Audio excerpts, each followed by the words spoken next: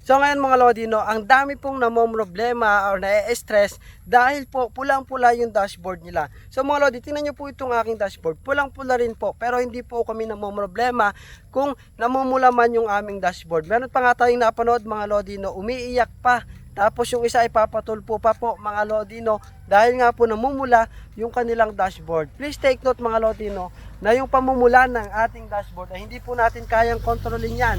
It's normal. Kahit po sinong napakagaling na content creator, wala pong kakayahan na mapanatiling nagiging green ang kanyang dashboard. Wala pong ganon. No.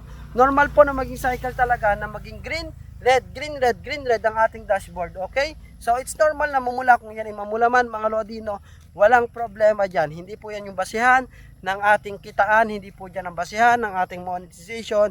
Basta yan ay performance lamang po na pinapakita sa atin ni Facebook na tumataas o bumababa ang ating performance compare po sa previous month sa current month. Okay? So yan mga Lodino, wag po kayong mangamba kung sakaling mamula yung inyong dashboard. Okay lang yan. It's normal. Lahat po tayo nakaka-experience niyan. Okay?